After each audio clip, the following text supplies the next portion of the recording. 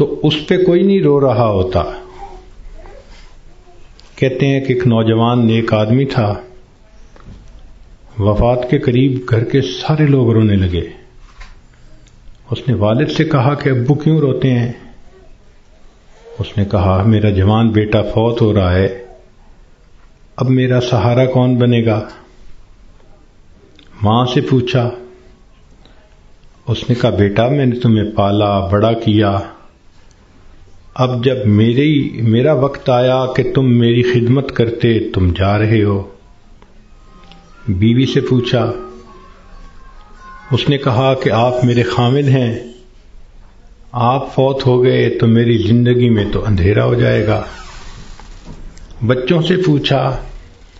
انہوں نے کہا کہ ہمارے سر کا سایہ ہیں اور ہمارا سایہ ختم ہو گیا. اس نے کہا کہ اس کا مطلب یہ ہے کہ تم سب کے سب اپنے لیے رو رہے ہو، میرے لیے تو تم میں سے کوئی نہیں رو رہا. تو رونے والے بھی اپنے لیے روتے ہیں، مرنے والے کے لیے کون روتا ہے؟ الا ماشاء اللہ. اس لیے آج وقت ہے تیاری کرنے کا. جیسے سکول میں امتحان ہوتا ہے، ایک اے پیپر ہوتا ہے، ایک بی پیپر ہوتا ہے. دونوں میں پاس ہو جائیں تو بس اگلی کلاس میں چلے جاتے ہیں. یہی ہمارا حال کہ دنیا کی زندگی میں ہمیں تیاری کا حکم دیا گیا. قبر میں جائیں گے تو اے پیپر ہوگا اور اس میں 3 کوسچن پوچھے جائیں گے. تیرا رب کون ہے؟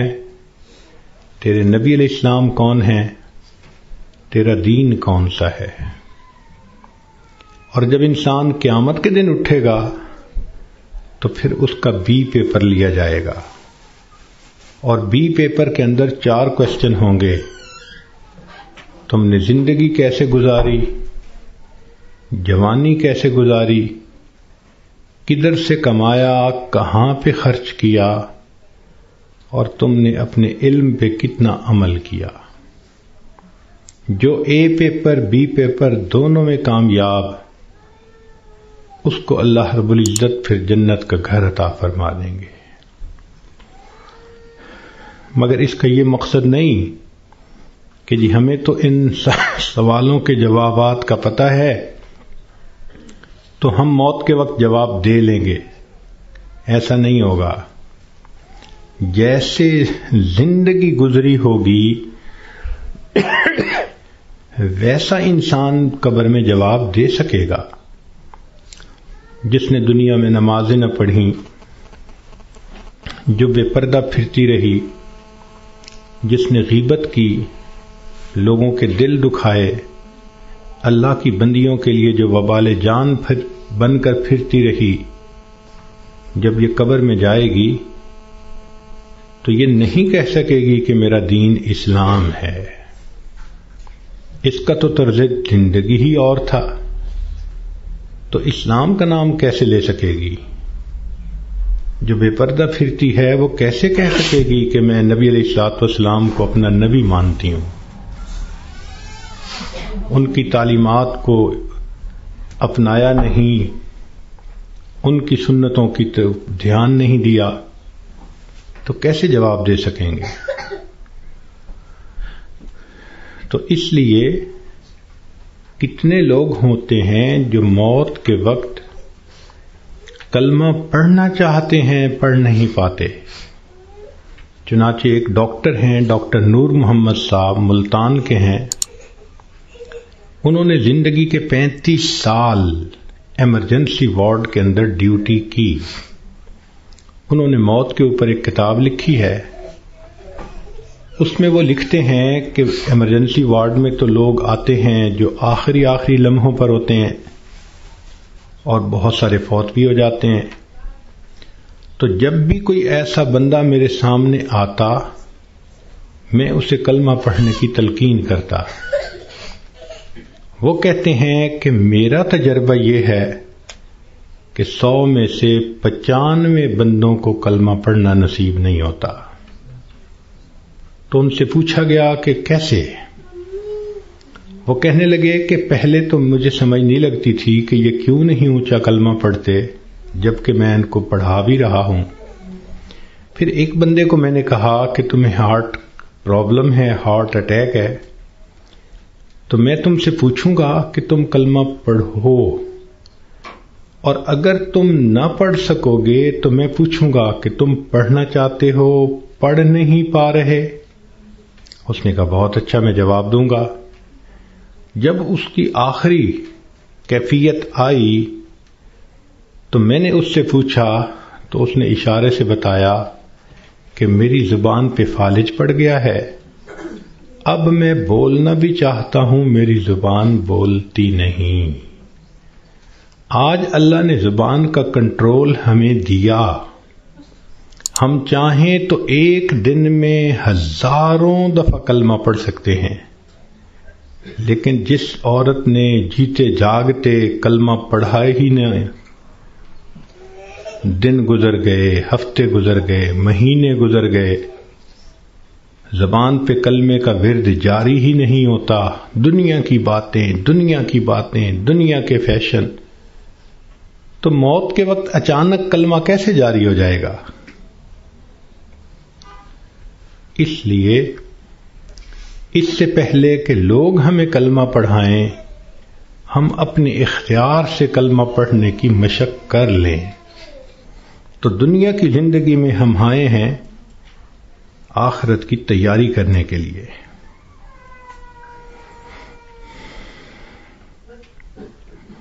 ہماری مثال ایسی ہے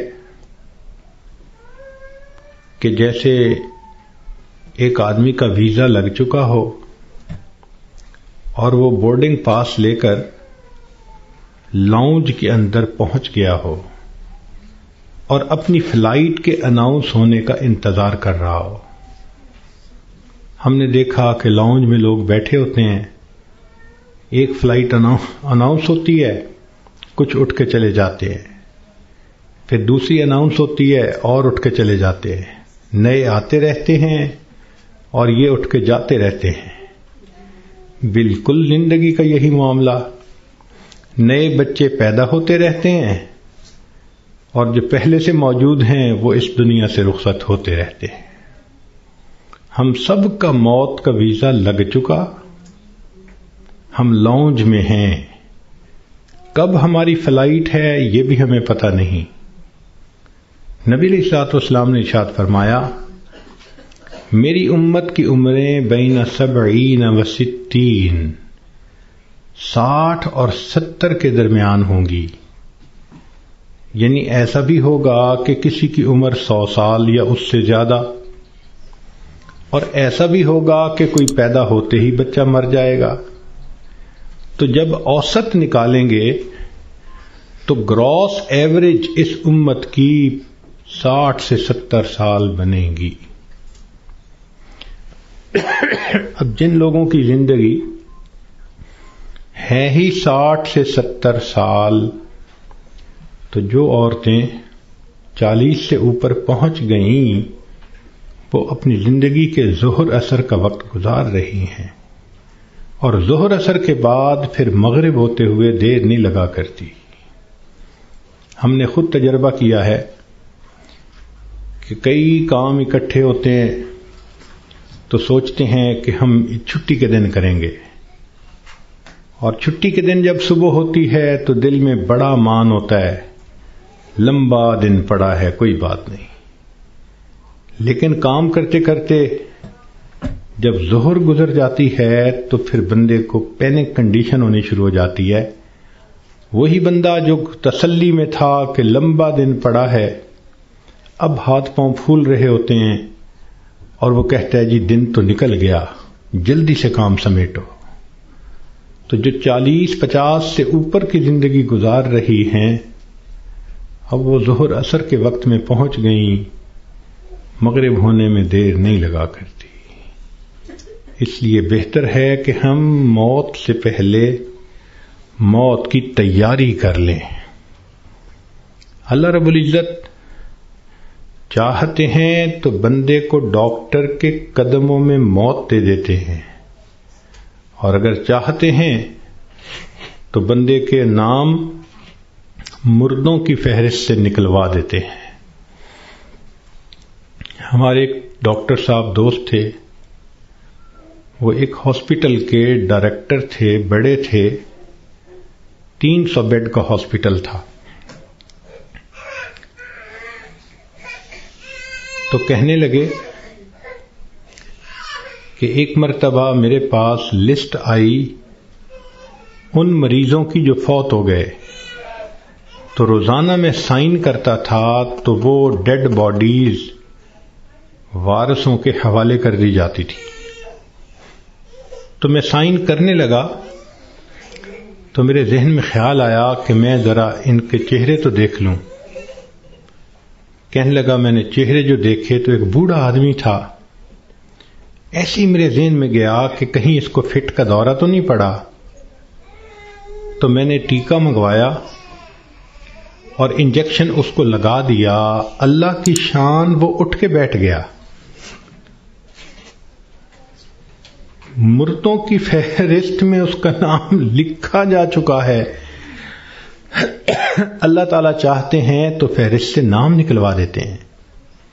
اور ایک اور ڈاکٹر صاحب کے بارے میں ہم جانتے ہیں کہ وہ اتنے ہارٹ اسپیشلسٹ ہیں کہ ملک کے صدر وزیر اعظم کے وہ ہارٹ اسپیشلسٹ ہوتے ہیں، VVIPs کے ہارٹ اسپیشلسٹ۔ ایک نوجوان آیا اور آ کے اس نے ان سے چیک اپ کروایا، تو ڈاکٹر صاحب نے پورا چیک اپ کرنے کے بعد ان کو کہا کہ your heart is functioning as good as that of a young man, کہ تمہارا دل تو ایک نوجوان بندے کے دل کی طرح ٹھیک ٹھیک کام کر رہا ہے۔ اس نوجوان نے ان سے اپنی فائل پکڑی اور پیچھے مڑ کر جو قدم اٹھایا وہیں اس کو ہارٹ اٹیک ہوا اور ڈاکٹر کی آنکھوں کے سامنے اس کی جان نکل گئی۔ تو اللہ تعالیٰ چاہتا ہے تو ڈاکٹر کے قدموں میں جان دے دیتا، موت دے دیتا ہے، اور اللہ تعالیٰ چاہتا ہے تو مردوں کی فہرست سے بندے کا نام نکلوا دیتا ہے۔ اور کئی مرتبہ انسان موت سے بھاگ کے جا رہا ہوتا ہے اور حقیقت میں موت کے قریب ہو رہا ہوتا ہے۔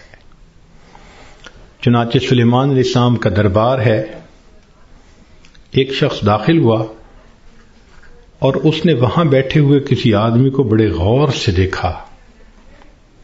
تو جس بندے کو غور سے دیکھا اس پہ بہت خوف طاری ہوا۔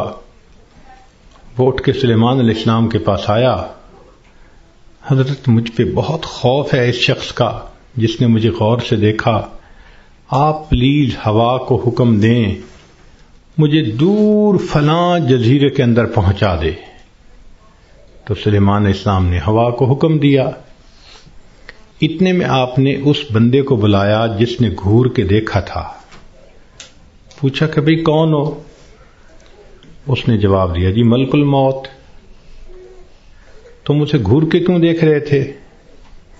تو کہنے لگے کہ میں اس لیے اس کو غور سے دیکھ رہا تھا کہ اس کی روح تو میں نے فلاں جزیرے کے اندر نکالنی ہے اور یہ آپ کے دربار میں یہاں بیٹھا ہوا ہے۔ تو سلیمان علیہ السلام نے بتلایا کہ اس نے مجھ سے خود ریکویسٹ کی کہ مجھے فلاں جزیرے میں پہنچا دیں۔ ملک الموت نے کہا السلام علیکم، میں بھی اسی جزیرے میں جا رہا ہوں اس کی روح کو قبض کرنے کے لیے۔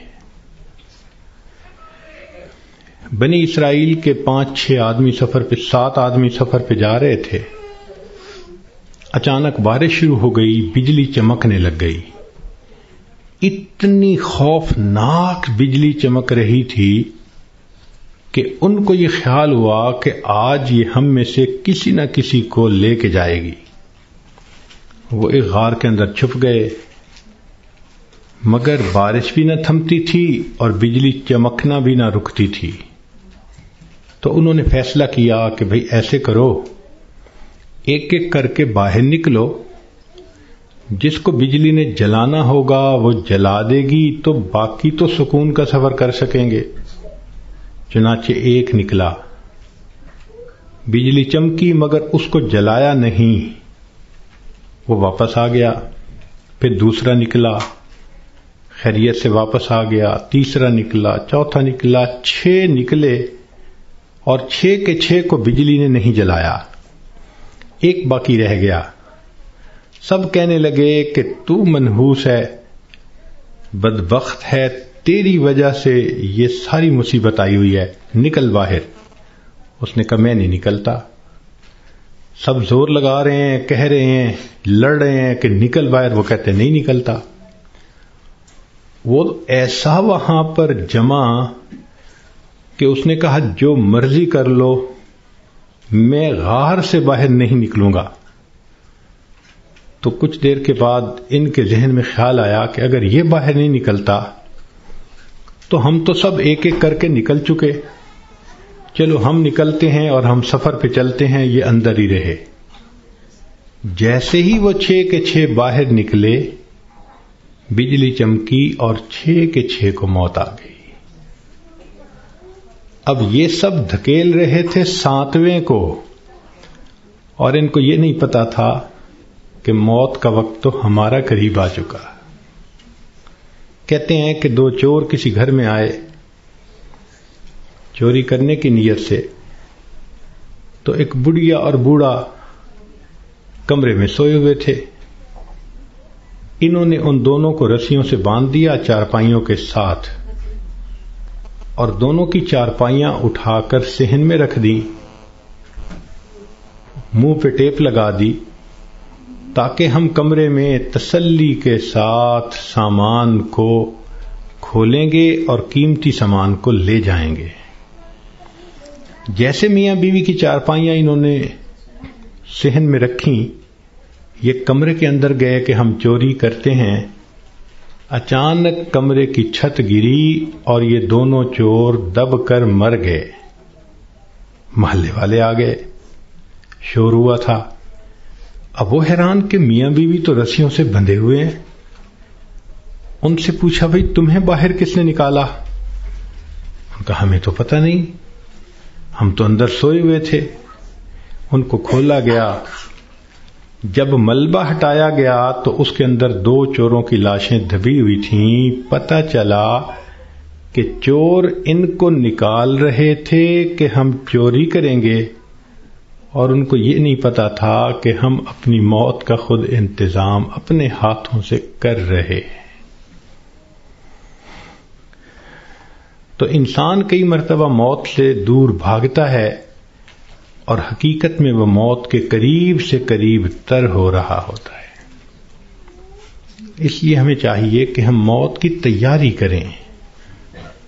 مہلت ہر ایک کو ملی ہے، کسی کو کم کسی کو زیادہ۔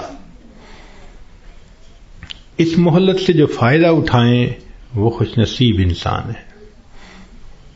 اس دنیا میں آپ کو اللہ کا منکر تو مل جائے گا، رسالت کا منکر بھی مل جائے گا، دین کا منکر بھی مل جائے گا۔ اس دنیا میں آپ کو موت کا منکر کوئی نہیں مل سکتا۔ دہریے سے دہریہ بھی ہوگا تو یہ مانے گا کہ ایک دن مجھے موت آنی ہے۔ جب موت آنی ہی ہے تو کیوں نہ انسان اس کے لیے تیاری کر لے۔ اور موت کی تیاری یہ نہیں کہ انسان جاگنگ کرے اور ویٹ لفٹنگ کرے اور ایکسرسائز کرے، نہیں۔ موت کی تیاری یہ ہے کہ انسان اپنے پچھلے گناہوں سے توبہ کر لے، آئندہ نیکوکاری کی زندگی گزارنے کا ارادہ کر لے، اور جو لوگوں کے حقوق اس پر ہیں ان سے معافی مانگ لے۔ ہم نے دیکھا کہ بسا اوقات جو بندہ بیمار ہوتا ہے اس کے ساتھ اوپر والے ظلم کرتے ہیں۔ ظلم کا کیا مطلب؟ کہ اس کو حقیقت نہیں بتاتے کہ بیماری کتنی ہے، تسلی دیتے رہتے ہیں، اور وہ جھوٹی تسلی ہوتی ہے۔ ابو ٹھیک ہو جائیں گے، امی ٹھیک ہو جائیں گی، اور وہ سمجھتے ہیں کہ ہم بڑا نیکی کا کام کر رہے ہیں۔ وہ جی بتائیں گے تو ابو کو شوق لگے گا۔ بھائی شوق تو ان کو لگے گا جب اچانک موت آ جائے گی۔ یہ بہتر نہیں کہ ان کو پہلے سے انفارم کر دیا جائے کہ جی بیماری خطرناک ہے، زندگی کا پتہ نہیں، ابو کلمہ پڑھ لیں، ابو تیاری کر لیں۔ اوپر والے ظلم کرتے ہیں بندے کے ساتھ۔ چنانچہ ایک مرتبہ میں اپنا واقعہ آپ کو سناتا ہوں۔ ایک صاحب تھے جو سیکٹری لیول کے تھے، بہت لکھے پڑھے اور بڑی ان کی تنخواہ اور گاڑیاں اور ٹیلنٹڈ انسان۔ ان کی ریٹائرمنٹ ہوئی تو وہ بیمار ہوئے تو ہاسپٹل میں تھے۔ گھر آئے تو ہم ان کی تباہ پرسی کے لیے حاضر ہوئے۔ تو جب اس کے بڑے بیٹے نے مجھے دیکھا تو کہنے لگا، حضرت صاحب میرے ابو کے لیے دعا کر دیں، ڈاکٹر نے تو ہمیں جواب دے دیا ہے اور کہا ہے کہ بس ہفتے 10 دن کی بات ہے، ان کے اندر کینسر پھیل چکا، لیکن ہم نے ابو کو نہیں بتایا، آپ بھی پلیز ابو کو نہ بتانا۔ میں خاموش رہا۔ خیر اندر گئے، ملاقات ہوئی۔ تھوڑی دیر کے بعد میں نے انہیں کہا جی کہ مجھے آپ سے کوئی بات کرنی ہے، تو انہوں نے سب کو جانے کا حکم دے دیا کہ بھی کمرے سے جاؤ، میں حضرت جی سے کوئی بات کرنا چاہتا ہوں۔ جب وہ اکیلے ہو گئے تو میں نے ان سے بات کی کہ دیکھیں، زندگی کا کوئی بھروسہ نہیں، کوئی نہیں جانتا کہ کب موت آئے گی، کیا پتا میری موت پہلے آئے، کیا پتا آپ کی موت پہلے آئے۔ ہم نے آنکھوں سے دیکھا ہے بوڑھا باپ جوان بیٹے کی لاش کو دفن کر رہا ہوتا ہے، اور کئی مرتبہ جوان باپ اپنے نوزائیدہ بچے کی لاش کو دفن کر رہا ہوتا ہے۔ تو یہاں کیا بھروسہ زندگی کا؟ کہنے لگے بالکل صحیح بات ہے۔ میں نے کہا کہ بات یہ ہے کہ آپ کی جو رپورٹیں ہیں ان سے پتہ چلتا ہے کہ آپ کے اندر کینسر بہت پھیل چکا، اور ڈاکٹروں نے ہفتہ 10 دن کا وقت دیا ہے، تو بہتر یہ ہے کہ آپ تیاری کر لیں۔ یہ بات سنتے ہی اس کی آنکھوں میں چمک آ گئی، اور وہ مجھے کہنے لگا کہ حضرت صاحب آپ نے سچ کہا، یہ سارے لوگ مجھے جھوٹی تسلیاں دے رہے تھے، مجھے کنفیوز کر رہے تھے، میرا دل کہتا تھا کہ میری بیماری خطرناک ہے، اور یہ اوپر والے کہتے تھے، رپورٹ بھی نہیں دکھاتے تھے، کہتے تھے بس ٹھیک ہو جائے گا، آپ فوراً ٹھیک ہو جائیں گے۔ تو اللہ آپ کا بھلا کرے، آپ نے مجھے بتا دیا۔ میں نے تو اب اپنے پوتے پوتیوں کو، نواسے نواسیوں کو دیکھ لیا، کتنا بندے نے رہنا ہوتا ہے، تو چلو مجھے اندازہ تو ہو گیا۔ اب یہ کہہ کر انہوں نے دروازہ کھلوایا۔ جب بیٹا آیا اور اس کو پتہ چلا کہ حضرت صاحب نے تو بتا دیا میرے ابو کو، تو وہ میری طرف دیکھنے لگے۔ میں نے ان کو کہا کہ بچے غصہ نہ کرو، میں نے تمہارے ساتھ بھلا کیا ہے۔ اللہ کے اس بندے نے سارے گھر والوں کو بلایا اور ان کو کہا کہ دیکھو بھئی، میری بیماری کی یہ حالت ہے کہ میرے پاس صرف 6-7 دن ہیں، اب ایسے کرو کہ جو میری زمینیں تھیں، جائیدادیں تھیں، مکان تھے اور وہ میرے نام تھے، سارے نکالو، میں اپنی وراثت کو بچے اور بچیوں میں شریعت کے مطابق تقسیم کرتا ہوں تاکہ میرے بعد جھگڑے نہ ہوں۔ لو جی، 2 دن میں انہوں نے سب جائیدادوں کا بچوں کے نام انتقال کروا دیا تاکہ بچوں کے جھگڑے نہ ہوں آپس میں۔ پھر اس کے بعد انہوں نے کہا کہ میرا جی چاہتا ہے کہ میرے بچوں کے آپس میں رشتے ہوں، تو کچھ رشتے تھے جو انہوں نے پرپوز کیے اور ان کی وجہ سے انہوں نے آپس میں ہاں بھی کر لی۔ پھر تیسرا کام انہوں نے یہ کیا کہ کچھ رشتہ داروں کی آپس میں ناراضگیاں تھیں، ان کو بلایا اور کہا کہ دیکھو بھئی، میں مہمان ہوں، میرے دل کی تمنا ہے کہ میں تمہیں آپس میں ایک دوسرے سے سلو کرتا ہوا دیکھوں۔ چنانچہ 15 20 سال سے جو ایک دوسرے سے رشتہ دار نہیں بولتے تھے، گھر آنا جانا نہیں تھا، انہوں نے ان سب میں سلو کروا دی۔ پوری برادری اتنی خوش تھی ان تمام باتوں پہ کہ جی اس بندے نے اتنا اچھا کام کر دیا، یہ ہماری برادری کا بڑا تھا، سب میں جوڑ پیدا کر دیا۔ پھر اللہ کی شان، ایک ہفتے کے بعد اس کو موت آ گئی۔ اب اس کا بیٹا جب کبھی ملتا ہے کہتا ہے حضرت جو احسان آپ نے ہم پہ کیا ہم اس کا بدلہ نہیں چکا سکتے۔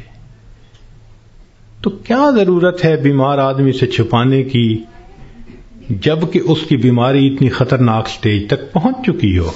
ہم مسلمان ہیں، یقین ہے کہ ہم نے جانا ہے، تو اس بندے کو غفلت میں موت آئی اور وہ کلمہ بھی نہ پڑھ سکا تو پھر اس کو دکھ ہوگا نا، بتانے سے تو دکھ نہیں ہوتا۔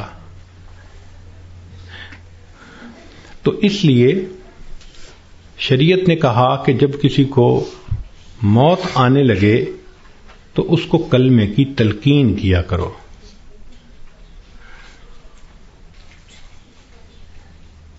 ہم نے یہ دیکھا ہے کہ ادھر بندے کے آخری لمحہ ہوتا ہے اور ادھر بیوی جو ہے آگے بڑھتی ہے اور بیٹی کو کرتی ہے، آپ نے پہچانا اسے، یہ کون ہے؟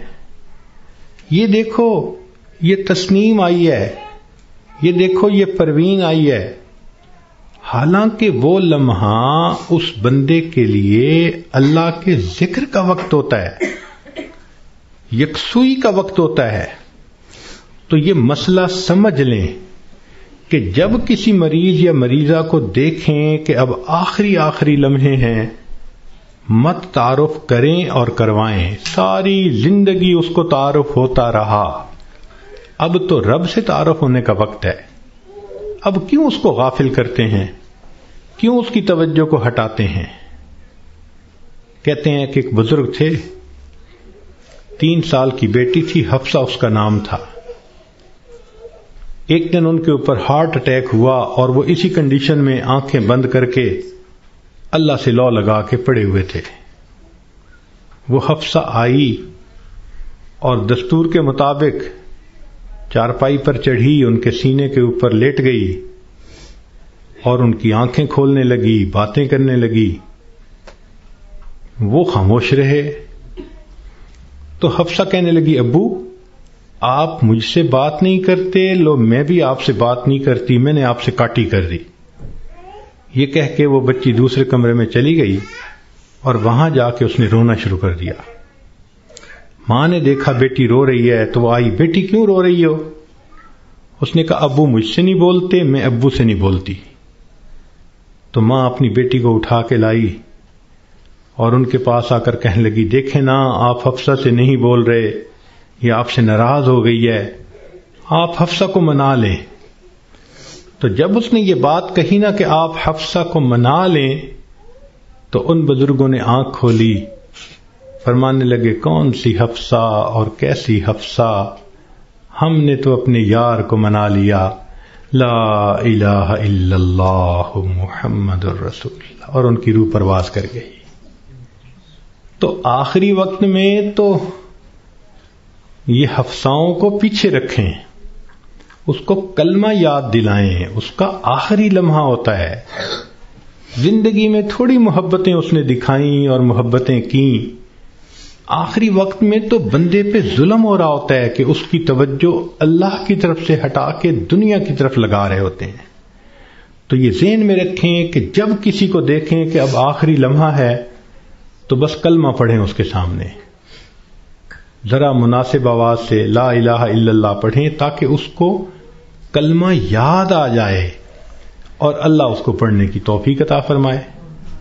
اور یہ بھی ذہن میں رکھیں کہ ایک غلطی اور بھی ہوتی ہے کہ جب کسی کا آخری وقت قریب آتا ہے نا، اللہ ان ڈاکٹروں کو ہدایت دے، یہ اس کو نشے کا ٹیکہ لگا دیتے ہیں اور اپنے ذہن میں سوچتے ہیں کہ اس کو تکلیف نہیں ہوگی۔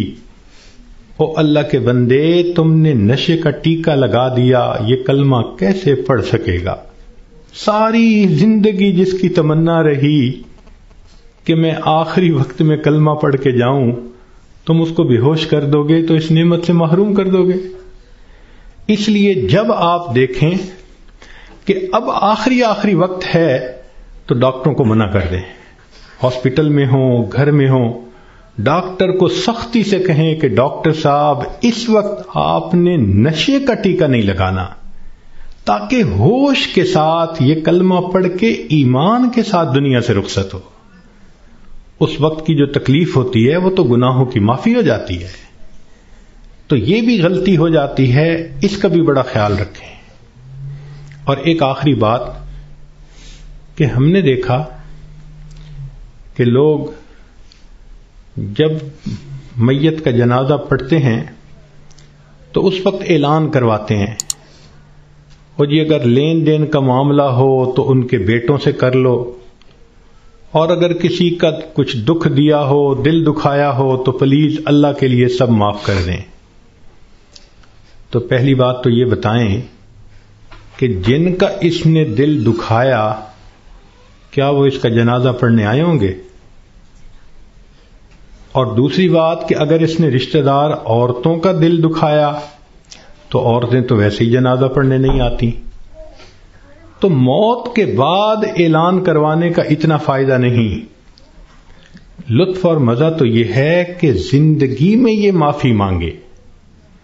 کم لوگ ہوتے ہیں جو اپنی زندگی میں لوگوں سے معافی مانگ لیتے ہیں۔ ہمارے ایک بزرگ تھے، سفید ریش ہو گئے تھے، ان کی ایک خوبصورت عادت تھی، وہ جس کسی سے ملتے تو الوداع ہوتے ہوئے فرماتے، آپ کے تو میرے اوپر بہت حقوق ہیں، میں کمزور ہوں، ادا نہیں کر سکا، آپ مجھے اللہ کے لیے معاف کر دیں۔ شریعت کہتی ہے کہ جب کہنے والے نے یہ کہا اور سننے والے نے آگے سے مسکرا دیا تو بس اس نے گویا معاف کر دیا۔ وہ ہر کسی سے معافی مانگتے تھے، بڑے سے بھی، چھوٹے سے بھی، ہر کسی سے۔ تو مرد بھی اس عادت کو اپنائیں، عورتیں بھی اس عادت کو اپنائیں۔ بیوی خاوند سے معافی مانگ لے، خاوند بیوی سے معافی مانگ لے، بچے آپس میں ایک دوسرے سے معافی مانگ لیں۔ یہ معافی مانگنے کی عادت اچھی عادت ہے، اس میں کوئی شان گھٹ نہیں رہی ہوتی کہ بندہ کہہ دے جی مجھ سے تو بہت کوتاہیاں ہوئیں اور اگر آپ ہرٹ ہوئے پلیز آپ مجھے معاف کر دیں۔ بلکہ بعض تو بچیوں کو یہ ایسی عادت پڑ جاتی ہے کہ وہ جس کسی سے بات کرتی ہیں، بیٹھتی ہیں، ہر ایک سے معافی مانگ لیتی ہیں۔ تو یہ بھی ایک بہت اچھی عادت ہے کہ دنیا کے معاملات کو انسان دنیا میں ہی سمیٹ جائے۔ کون ہے جو آخرت میں جواب دینے کے قابل ہو سکے؟ تو آج وقت ہے تیاری کرنے کا، اور اس کو کہتے ہیں موت کی تیاری، کہ انسان گناہوں کو چھوڑے، نیکیوں کو اپنائے، زندگی شریعت کے مطابق بنائے، جتنے دل لوگوں کے حقوق میں کوتاہی کی، غیبت کی، دکھ دیا، ان سب سے معافی مانگ لے۔ جس بندے نے ایسا کر لیا اور اپنی توجہ کو اللہ کی طرف کر لیا، اس نے گویا اپنی موت کی تیاری کر لی۔ اب جب موت آئے گی اس کے لیے خوشیوں کے دروازے کھلتے چلے جائیں گے۔ تو ہمیں چاہیے کہ ہم موت کے لیے تیار رہیں۔ ہمیں نہیں معلوم کہ ہمیں کس حال میں موت آئے گی۔ میں اپنی بات کو ذرا سمیٹنا چاہ رہا ہوں، امید ہے کہ آپ توجہ سے بات سنیں گی۔ کہ ایک شخص کو دشمنوں نے قتل کیا اور نہر میں پھینک دیا، اور اس کی لاش پانی کے اندر کئی دن ڈوبی رہی۔ جب وہ اوپر آئی سطح پر تو اتنی پھول گئی تھی کہ بندے کی پہچان ممکن ہی نہیں تھی، شکل ہی بدل گئی تھی۔ پولیس والوں کو پتہ چلا، انہوں نے آ کے لاش نکالی، اور جب دیکھا کہ پہچان ہی نہیں ہوتی تو انہوں نے قریبی بستی والوں کو بلایا اور کہا کہ بھئی اس کو نہلا دو، کفنا دو، مسلمان تو ہے۔ چنانچہ امام صاحب نے کہا کہ جی میں نہلا تو دوں گا، میرے پاس کفن کے پیسے تو نہیں ہیں، مجھے کفن کے پیسے دے دو۔ ایک بندے نے کہا کہ جی اعلان کر دو۔ ذرا سنیں، مسجد میں اعلان ہوا، بھائی لاوارث نعش ہے، کفن خریدنا ہے چندہ لاؤ. کوئی روپیہ لایا, کوئی 2 لایا, کوئی 5 لایا. آدھے گھنٹے تک اعلان ہوتا رہا کہ لاوارث لاش ہے, کفن خریدنا ہے. آدھے گھنٹے کے بعد پھر جا کر پیسے پورے ہوئے, کفن خریدا گیا, اس کو نہلایا گیا, کفنا دیا گیا, جنازہ پڑھایا گیا. جنازہ پڑھتے ہوئے ایک آدمی کی آنکھ میں بھی آنسو نہیں تھے, اس لیے کہ کوئی جانتا ہی نہیں تھا یہ کون ہے. جب اس کو دفن کیا گیا تو 3 مہینے کے بعد کیس کی حقیقت کھلی. تب پتہ چلا کہ وہ سرگودا کے علاقے کا ایک ذمہ دار تھا. 4 مربع اس کے باغات تھے, کروڑوں کی سالانہ آمدنی تھی. کوئی 6 کروڑ روپیہ اس کے بینک بیلنس کے طور پہ موجود تھا, اور اس کے 4 جوان العمر بیٹے تھے. اس لینڈ لارڈ نے کبھی سوچا بھی نہیں ہوگا کہ میں کروڑوں پتی بندھا, جب دنیا سے جانے لگوں گا تو چندے کا کفن لے کے جاؤں گا. اس کو کہتے ہیں وارث مان نہ کری وارثاں دا, رب بے وارثا کر مار دئی. کہ وارث تم اپنے وارثوں کا مان نہ کرنا, اللہ بندے کو لاوارث کر کے مار دیتے ہیں. ہمیں کیا پتا کس حال میں موت آئے گی. آج وقت ہے اس موت کی تیاری کرنے کا. اس لیے امام غزالی رحمۃ اللہ علیہ فرماتے ہیں, اے دوست تجھے کیا معلوم کہ بازار میں وہ کپڑا پہنچ چکا ہو جسے تیرا کفن بننا ہے. ہم نہیں جانتے کب ہمارا کفن بازار میں آ جائے گا.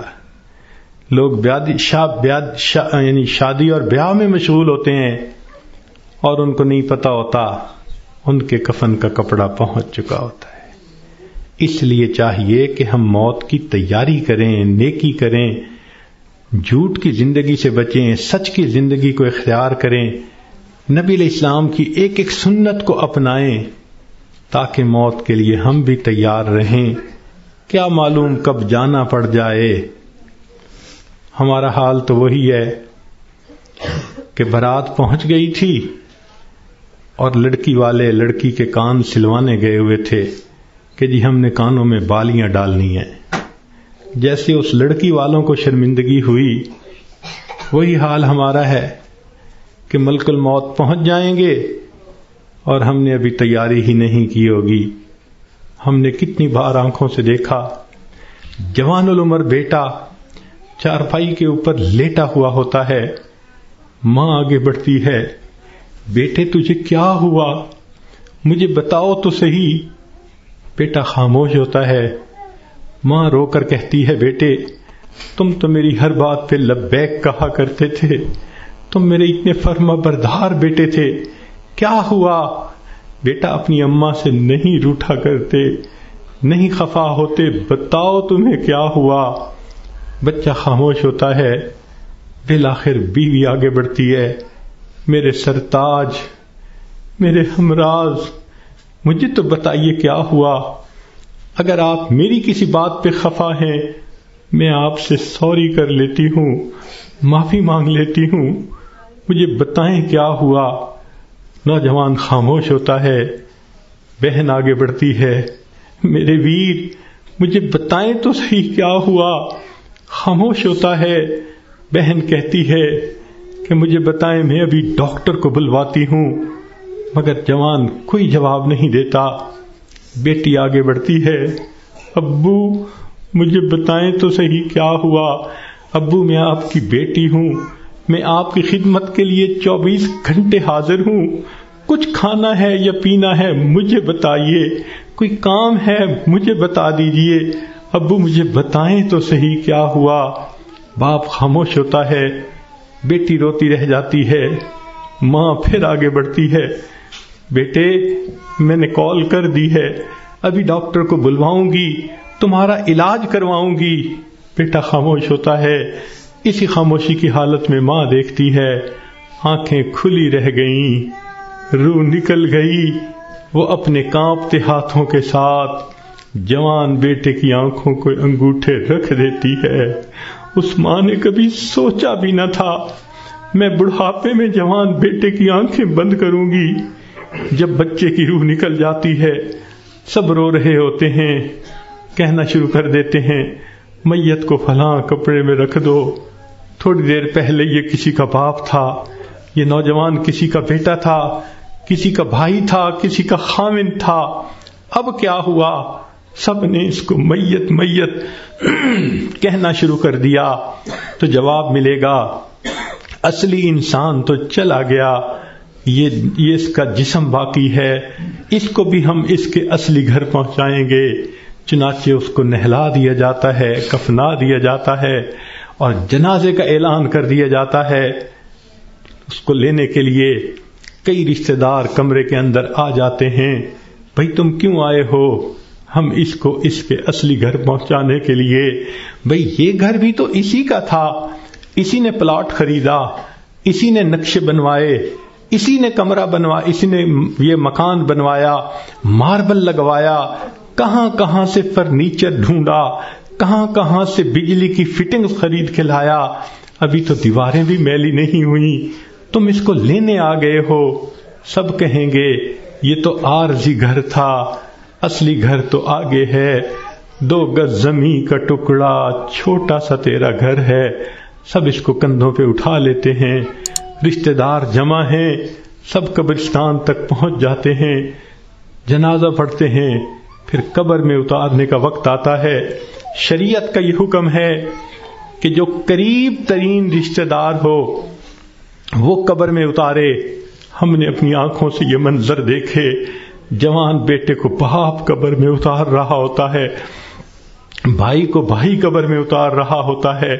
اللہ کی شان، یہ تو شریعت کی مہربانی ہے، اس نے عورتوں کو منع کر دیا کہ تم جنازے میں اور قبرستان میں مت جاؤ۔ اگر کبھی عورتوں کو بھی حکم ہوتا کہ تم جاؤ اور اپنے بیٹے کو دفن کر کے آؤ، مجھے تو لگتا ہے کتنی مائیں ہوتی جو جوان بیٹے کے ساتھ خود بھی دفن ہونا پسند کرتی۔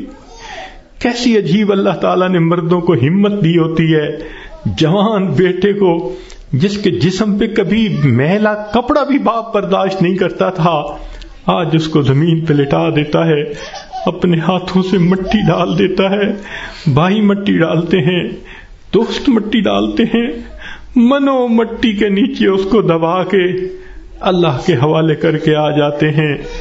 جب اللہ کے حوالے ہونا ہی ہے، اے انسان تو اپنے آپ کو آج اللہ کے حوالے کر دے۔ اللہ میں اپنے آپ کو آپ کے حوالے کرتی ہوں، جو آپ کا حکم ہوگا میں اس پہ چلوں گی، جو گناہ ہوگا میں اس سے بچوں گی۔ آج حوالے کریں گے تو اس کا فائدہ ہوگا۔ چنانچہ انسان کو بالآخر اللہ کے حضور جانا ہی ہے۔ حضرت علی عنہ فرمایا کرتے تھے، موت کی تکلیف کینچیوں سے کتر دینے سے زیادہ سخت ہوتی ہے، موت کی تکلیف دیگ میں بھون دینے سے زیادہ سخت ہوتی ہے۔ اگر موت کی تکلیف کا اندازہ لگانا ہو تو آپ عورتوں کو تو بہت آسانی سے لگ سکتا ہے۔ کئی مرتبہ آگ پہ کھانا بناتے ہوئے آپ کی انگلی جلی ہوگی، کتنے دن اس کی تکلیف رہتی ہے۔ کیوں کہ جہاں سے انگلی جلی وہاں کے گوشت سے روح سمٹ کر باقی جسم کے اندر آ گئی۔ اگر اتنی تھوڑی سی جگہ سے روح سمٹ گئی، اتنی تکلیف ہے۔ جب پورے جسم سے روح سمیٹ لی جائے گی اس وقت تکلیف کیا ہوگی، ذرا اس کو یاد کر لیجئے۔ آج وقت ہے ہم اس کی تیاری کر لیں، پھر موت کے وقت تکلیف ایسی نہیں ہوگی۔ چنانچہ حدیث پاک میں آتا ہے جب مومن کی موت کا وقت آتا ہے اللہ تعالیٰ ملک الموت کو بھیجتے ہیں، جنت کے فرشتوں کو بھی بھیجتے ہیں، وہ جنت کی خوشبوؤں کے رومال بھی لے کے آتے ہیں اور اس بندے کے سینے پہ خوشبوؤں والا رومال رکھ دیتے ہیں۔ اس بندے کو جنت کی خوشبو آتی ہے، اس کا دماغ معطر ہو جاتا ہے اور اس کی روح کو ایسے قبض کرتے ہیں جیسے مکھن میں سے بال نکال لیتے ہیں۔ جب اس کی روح کو لے کے چلے جاتے ہیں اللہ تعالیٰ فرشتوں کو حکم فرماتے ہیں، دیکھو یہ میرا نیک بندہ تھا، روح کو قبض کر لیا گیا، اب جدھر سے اس کا جنازہ گزرے گا تم راستے کے دونوں طرف ادب سے کھڑے ہو جاؤ۔ سبحان اللہ، مومن کی کیا شان ہے، جہاں جہاں سے جنازہ گزرتا ہے فرشتے راستے کے دونوں طرف ادب سے کھڑے ہوتے ہیں۔ حدیث پاک میں آتا ہے جس جگہ یہ بیٹھ کر نماز پڑھتا تھا زمین کا وہ ٹکڑا رو رہا ہوتا ہے، جہاں قرآن پڑھا کرتا تھا زمین کا وہ حصہ رو رہا ہوتا ہے، آسمان کے وہ دروازے روتے ہیں جہاں سے اس کے لیے رزق اتارا جاتا تھا۔ سبحان اللہ، یہ اللہ کے عاشق کی موت ہے۔ اس لیے کہا گیا کہ عاشق کا جنازہ ہے، ذرا دھوم سے نکلے، محبوب کی گلیوں سے ذرا گھوم کے نکلے۔